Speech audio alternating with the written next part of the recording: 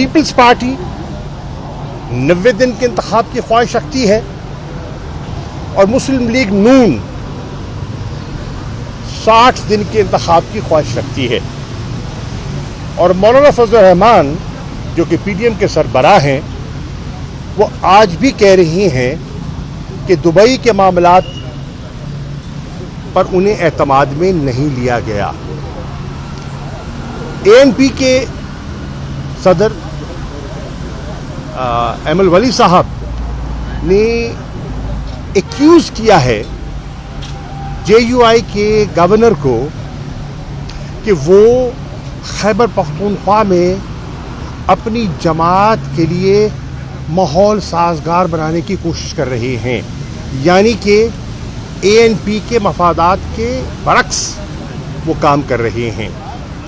तो ये एक आपको जो हुकूमती इस वक्त जो टोला है उनकी सोच और उनकी जो सियासी दरारें हैं वो आप जैसे जैसे इंतखाबात करीब आ रहे हैं वो वाज़े होती दिखाई दे रही हैं कि आईएमएफ के एग्जीक्यूटिव बोर्ड ने जो पाकिस्तान का स्टैंड बाय एग्रीमेंट है उसकी मंजूरी दे दी है और $3 अरब की जो ब्रिज फैसिलिटी है वो पाकिस्तान को दस्तयाब होगी 3 किस्तों में। अब 3 किस्तों के अंदर जो काबिले गौर चीज़ है, एक तो है उसका फाइनेंशियल, लेकिन उसकी एक पॉलिटिकल पहलू भी मुझे दिखाई दे रहा है। और वो क्या है? और वो ये है कि 3 किस्तें होंगी। पहली किस्त मिलेगी मौजूदा हुकूमत को, दूसरी किस्त मिलेगी केयर टेकर सेटअप को और तीसरी किस्त मिलेगी इलेक्टेड गवर्नमेंट को। यानी कि इस फैसले में इंतखाबात को एक बड़े सटल तरीके से परो दिया गया है और ये काबिले गौर और काबिले जिक्र चीज़ है।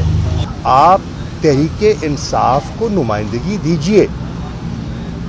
अगर हम नेशनल असेंबली में नहीं हैं तो सेनेट में तो मौजूद हैं। मैं प्रपोज कर रहा हूं उनकी कंसिडरेशन के लिए कि सैयद अली जफर सेनेटर हैं पार्टी के और लॉ नोइंग हैं, वो और हमारे कुछ सेनेटर्स को शामिल करके हमारा नुक्ता नज़र भी शामिल कर लें, क्योंकि अगर इंतखाबात होने हैं तो उन इंतखाबात की ओनरशिप बहुत ज़रूरी है। एक लेवल प्लेइंग फील्ड का तासुर होना बहुत ज़रूरी है। अगर ऐसा नहीं होता तो इंतखाबात पर बिला वजह सवालिया निशान खड़े हो जाएंगे। और मेरी मुअद्दबाना गुजारिश है कि इस कमेटी को फराख दिली से तहरीक इंसाफ को दावत देनी चाहिए और उनका नुक्ता नज़र भी सुनना चाहिए। मेरी अगली बात जो मैं करना चाह रहा हूँ वो ये है कि MDIMF ने अपना एक जायज़ा रिपोर्ट आज शाया की है, मेरी नज़र से गुजरी है। उस जायज़ा रिपोर्ट में उन्होंने स्टैंड बाय एग्रीमेंट के साथ बहुत सी कंडीशनैलिटीज़ का जिक्र किया है कि अगर स्टैंड बाय एग्रीमेंट ने पाया तकमील को पहुंचना है तो आपको ये इस्लाहात करनी होंगी, यानी कि आपको ये इक़दामात उठाने होंगे। और उसकी तफसील में नहीं जाता क्योंकि आपके सामने वो दस्तयाब है और आप उनकी वेबसाइट से हासिल कर सकते हैं। मिफ्ता इस्माइल साहब और डार साहब की सोच की खलीज जो है वो आपके सामने है और डार साहब को रिट्रीट करना पड़ा। और जो मिफ्ता इस्माइल कह रहे थे आज लगता है उनकी बात में ज़्यादा वज़न दिखाई दे रहा है। वो भी नून के थे, ये भी नून के हैं, वो भी वज़ीर ख़जाना थे, ये भी वज़ीर ख़जाना हैं। मेरी नज़र में डार साहब ने ताख़ीर करके मईशत को मज़ीद दुश्वारियों से दो चार किया है।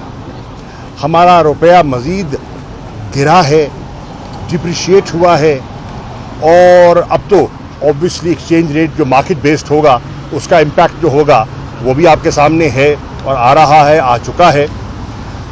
इंतखाबात में लेवल प्लेइंग फील्ड बहुत ज़रूरी है। ये तासुर के एक किसी खास टोले की तरफ झुकाव है, ये मुल्क के मफाद में नहीं होगा, ये जमहूरियत के मफाद में नहीं होगा, ये जमहूरी इदारों के मफाद में नहीं होगा। इसलिए ये वक्त है बड़ी फहम फरासत का, ये वक्त है स्टेट्समैनशिप शो करने का, ये वक्त है लीडरशिप शो करने का। और मैं तवक्को करता हूँ कि पाकिस्तान के जितना जी शऊर तबका है वो मिलकर हमारे हम कलाम होगा, ताकि इस मुल्क में आइन के मुताबिक फ्री, फेयर और क्रेडिबल इलेक्शंस होने चाहिए। इलेक्शन कमीशन अपनी साख बहाल कर सकता है, इंतखाबात अगर वो शफाफ करवा देता है, उससे इलेक्शन कमीशन की साख में इजाफा होगा। और इलेक्शन कमीशन एक ऐसा इदारा है, एक आइनी इदारा है, जो हमें उसकी ज़रूरत कल भी थी, आज भी है और कल भी रहेगी। मैं आपसे गुजारिश करूंगा, तोशाखाना का आपने हवाला दिया है, एक बहुत दिलचस्प एक एनालिसिस आया है पिलडैट के हमारे हैं बहुत ही एक ज़िम्मेदार दोस्त अहमद बिलाल महबूब साहब, उनका एक आज ही तज्जिया सामने आया है तोशाखाना के बारे में। मैं चाहूँगा कि आप उसको ज़रूर पढ़िए। Thank you sir. जैसे हमने देखा कि पाकिस्तान तरीके इंसाफ के बाद के ऊपर एक मेजर क्रैकडाउन किया गया, मगर केपी में इस तरह का मेजर क्रैकडाउन नहीं हुआ इस बात के खिलाफ। क्या कोई सेटलमेंट हो रही है आइंदा इंतखाबात में कि केपी को एक बार फिर? मेरी आपसे गुजारिश होगी कि खैबर पख्तूनख्वा के वहाँ के आपके जो कॉरेस्पॉन्डेंट हैं या मीडिया के दोस्त हैं, उनसे रुजू कीजिए, वो आपको हालात हादरा से सही आगाह करेंगे। लगता है कि आपकी मालूमात नाकाफ़ी हैं। Thank you.